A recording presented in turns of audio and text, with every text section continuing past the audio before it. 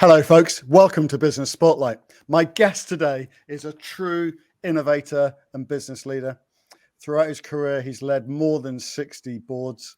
He's also counted brands like NASA in his customer base. But his business actually started when his mum asked him for something that he ended up inventing a solution for. And from that, his organization prospered. I'm delighted to welcome today the absolutely fantastic Alex Pratt from Serious Brands. Alex, it's great to see you. Thank you so much for joining. Hi, Mark. Nice to be here. Let's dive straight in. It's a brilliant story. Can you share the story, please, around that moment, how you came to organize or get started with your business? How we got started? Well, it was a bit of an accident, really. In fact, my whole career has been a bit accidental. When I was a student, I struggled in my second year. And I isolated it to the fact that when I got home from the pub late at night, if I didn't have a great light, I couldn't study as well. I couldn't read as fast. I fell asleep. My marks went down. And so I got into lighting sort of by mistake, basically to allow me to go to the pub and still get A's. So I got into lighting and I discovered just how critical light is to the human condition, you know, how well we can see, how we sleep, all those sorts of things. The thing about my mum was I'd set up a business and we were supplying lights to Levi's actually for their 501 jean manufacture, where they had an issue with the blue denim soaking up all the light. And she asked me to go and buy her a light. And of course, because I knew all about lighting, I found there wasn't one to buy. There just wasn't one that did the job. All the lights were just made to be cheap bits of furniture. So I made her one, and neighbours then wanted one. I made them one. I stuck an advert in the Guardian, and now here we are 35 years later, over 1 million users in 97 countries around the world. It's like, how did that happen? It's all down to wanting to drink in the pub. Extraordinary. And actually, can we go off at a tangent for a second? Can you tell me that thing about the evolution and why lighting is so important? Because it's when you shared that story with me, I was fascinated. It's obvious, and it's in plain sight, and yet none of us recognize it. Look, as human beings, we've been around for something of the order of 10 to 15,000 generations, and during that time, there was no such thing as man-made light. Artificial light. It was all natural light. Yeah. So our eyes and our bodies and our systems were all designed to work with natural sunlight. We've had 6 generations of moving indoors, 150 years or so since Thomas Edison patented the light bulb. And the result is some massive chronic conditions at the level of the species. So I was on a call this morning with our optician advisor, and he was just going through all the stats. So we are going blind at an exponential rate. 2/3 of us are suffering with eye strain, and there's a global epidemic in relation to sleep deprivation, which is causing all sorts of ongoing issues, from Alzheimer's to diabetes and mental ill health and all those sorts of things. And it's all related to light. To be honest, I didn't realize this when I got going. I just thought it was about helping you see better. But light actually is the ultimate human drug that's in plain sight that we ignore. We were chatting off camera just now. I think you said half the world's population will be short-sighted by 2050. Is that right? Yeah. When I was a kid, the incidence of myopia, short-sightedness in Western democracies was like single digits. In Europe now, it's 35% of the population, and it will be 50% of the global population by 2050. And it's baked in, because if both parents have got myopia, you're 66% likely to get it in the next generation. Once you start early with myopia, then the chances of you going blind are so much greater, and of getting other eye conditions are so much greater as a result. I'd say, as a species, we're going blind at an exponential rate. It's incredible. But because it's like that slow drip, the frog in the boiling pot, we don't realize it because it's chronic. It's not acute. The only thing that we really notice is when we can't see detail, and that triggers us to try and do something about it. Extraordinary. No wonder I can never get an appointment at my optician's. Tell me, you said the business got going 30 odd years ago. What were the biggest challenges when you started the business, and how did you overcome them? I think the biggest challenge is always getting customers. someone taught me a long time ago the difference between an idea and an opportunity. And opportunity comes from the Latin ob portu, which is the phrase they used to use before they had docks and harbours. And a boat that was ob portu would be waiting out in the bay for the tide to ride the tide in. So opportunity is an idea vested in a way in an energy system in a moment. So I was just lucky that I found some customers. I went to I had this idea, and I went down to Singer Sewing Machines in Leicester 4 weeks before my finals. I said, look, you want a better light, don't you? And it can do all these things. And basically sold them a promise. And I came out with an order.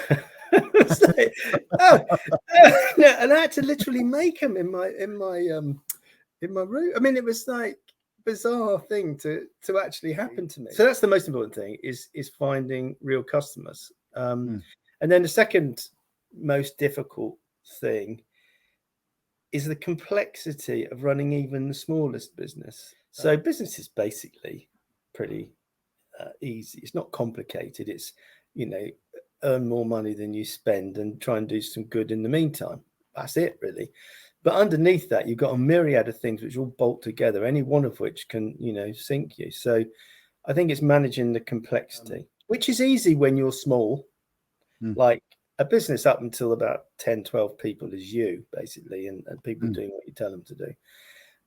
Once you get bigger than that, you're into management and systems, and the wheels can fall off very quickly. So tell me, you said the biggest challenge is getting a customer base. How did you go about building your customer base and establishing your brand? It's unorthodox, let's put it that way. So I got this order from Singer, and then a mate of mine from university was working for a thread company in North America, and he said, why don't you come over and play some golf? We're both golfers, went to St Andrews University. So I went over to play golf with them.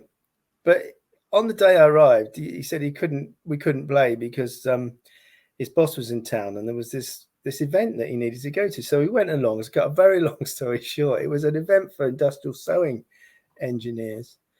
And I ended up speaking because somebody dropped. I mean, this is a complete accident in my life. I started speaking because somebody dropped out. And then after I'd spoken, these two guys came and chatted to me, and they just happened to be the head of manufacturing and ergonomics for Levi Strauss. And they then specified my product, which then meant all the suppliers to Levi Strauss had to have a source of the product. So suddenly we got a big customer by mistake, and then it sort of, snowballed from there. It's a great example, Alex, of seizing every moment and making your own luck, right? Because you never know what's going to come along. So it's a great lesson in that. What about innovation and creativity? Because you are an extremely innovative guy. You're a very creative guy. You're very, very strategic. Can you tell me how you foster that culture in your organization? The trick is mindset, I think, more than anything else, particularly for a small business. I mean, small businesses tend to understand they need to move a bit faster. But what's happened is that we've had an inflection point in my lifetime, which, pre-inflection, the world was moving slower than you. And so you would try to drag things along, find things, and now the world is moving, at such a rate that it's impossible even to stay mentally, healthy, never mind to keep up. If it's working, it's just that you haven't seen that it's broken yet. So break it, break a little every day, and keep changing, and keep looking for the thing that, is going to improve. So it's not necessarily lots of big ideas. It might just be a headline in an advert, or a change to the customer journey on your website, or an upsell, or it might be the form of language that you use on the phone dealing with a customer. It might be a sales process. Lots. To my mind, there's a big iceberg that we sit on, and we only innovate at the top of it. The story about the space shuttle. Go on, tell us. The space shuttle was because we worked with NASA for a while, and anyway, but the space shuttle, the sort of rocket boosters are built in Virginia, and they travel to the launch pad on the railways. Now the rail gauge, so the width between the tracks, in America was inherited from Britain. Mm. The rail gauge in Britain came from the tram lines before. The tram lines before were laid in the ruts in the road from the carts, horse and carts that we used to have. And the axle for the horse and cart was designed on the Roman chariot. And the Roman chariot was built to be the right size to sort a horse's ass. And so what happened was, this is true story, they built the solid rocket boosters and they went to move them to Cape Canaveral and they wouldn't fit through the tunnels. They had to redesign the solid rocket boosters for the space shuttle, which at the time was the most innovative piece of gear known to man. Even that, was basically redesigned on the back of a horse's backside. There's so much that we're building on, language and infrastructure and connectivity and all that. The innovative bit that we think we are, massively changing is relatively small in the mix. Even major innovations like, the internet and iPhone and stuff are still built on what's gone before. There's kind of very rarely anything that's truly new in business, right? You talked a little bit about how you had a few kind of happy coincidences or accidents along the way. Were there any kind of real pivotal moments or decisions that significantly impacted on the business? We'd established a business making lights for people that really needed to see. We were our lights were in Bond movies, and we're in Branson's Round the World Balloon, and all this sorts of. We were doing lights for people who were really serious and needed surgeons and things like that. So it was a bit of a revelation. It was a complete accident, as I say, for my mum, who was just a normal person who just wanted to read at home, to go and realize that the entire world was missing lights designed to actually help you see rather than just look pretty in the corner of the room and be cheap to make, was a major ding moment. The thing about entrepreneurs, and I talked to you about the opportunity in the wave system, it's a little bit like you're on a surfboard and you're looking back behind you and you've got to try and guess the wave. And what you do is you got to, if you're surfing, I'm not a great surfer, I've done it a couple of times, but when you're surfing, you've got to guess the wave and then you've got to paddle to get some momentum, and then you can get up and ride the wave in. Well, that one was a little bit like, I saw this wave. My mum liked it. Her mates liked it. Oh, so let's paddle a bit. Let's put an advert in the Guardian. Oh, it's working. It's working. Here we are, 35 years later, we're still surfing.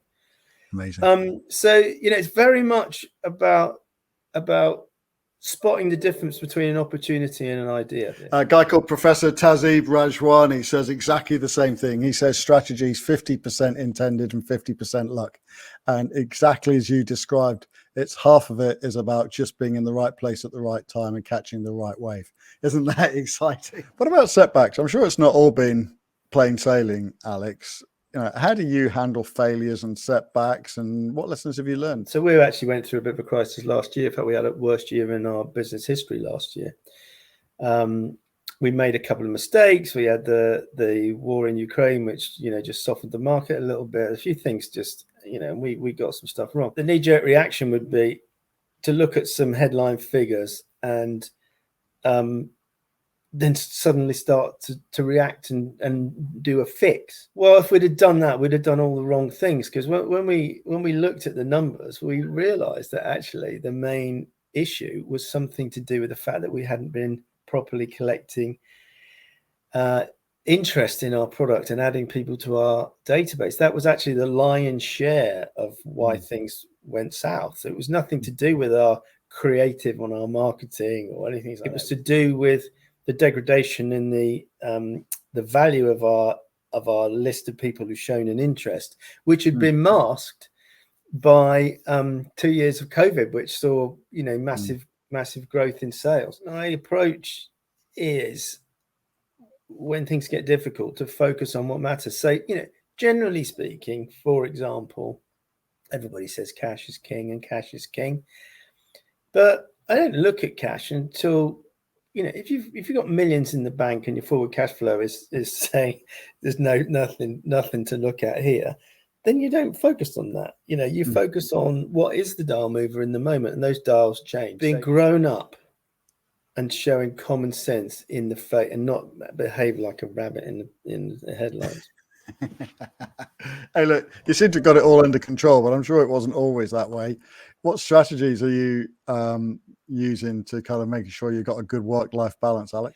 Well, this is not gonna go down with the sort of general sort of woke attitude today. My strategy is to love what I do. Yeah, you probably guessed. I mean, I love what I do. I mean, I believe light transforms lives. I get up every morning to get better at shedding better light to help more people transform their lives. So that's the first thing: is do something you love. It doesn't feel like work next day. I live in Bristol. Our factory and office is in Aylesbury. I travel a lot. I'm in Buckinghamshire at the moment in my home here, and I'm mobile. I'm everywhere. I'm working all of the time, and I'm on holiday all of the time. What about growth strategies? You've built a fantastic business. What works well in your business? So how did you manage to grow to where you are now? We were just having a meeting the other day saying we're amazed we're still in business because we've got so much wrong. When I started the business, there was no thing called the internet. So our model was that we'd advertise in newspapers. People would request a brochure, we'd send them a brochure, and then some of those people would order. Up until recently, that's what we've been doing, and we're still in business. And we were at a meeting the other day, and someone said to me, "Did you realise that in the old days, all the fish were in that newspaper lake that you were in? But now we've discovered the Pacific Ocean." And a lot of the fish are over and there's not many fish left in that lake that you're fishing in. What we do very well, we're very good at talking to people in print, doing direct mail and newspapers. And we are learning to be much more effective in the real marketplace of today, which is, digital. Our main strategy this year is to recruit more customers digitally using influencers and PPC and Facebook and YouTube and all those types of things. And we're in the middle of that, of just running a trial on that, funny enough. Brilliant to hear that you've got a real diverse set of marketing strategies, because, so often I see that it's not just one, but most businesses think that it is. They'll try one and it'll fail. You're very charismatic. What role has building relationships played in growing your business? I went to see Billy Joel at Hyde Park on Friday, and it was amazing. It was an amazing experience, an amazing concert. As I was listening, it reminded me actually of a couple of friends who are no longer with us, because we used to sing Piano Man and stuff together. On Friday night, I was thinking, do you know what, life in the end, music and relationships are the sort of the massive dials that generate feeling in us. So relationships, a bit like going back to Dale Carnegie. I mean, in the end, people are everything. Cast your mind back to where it all began, Alex.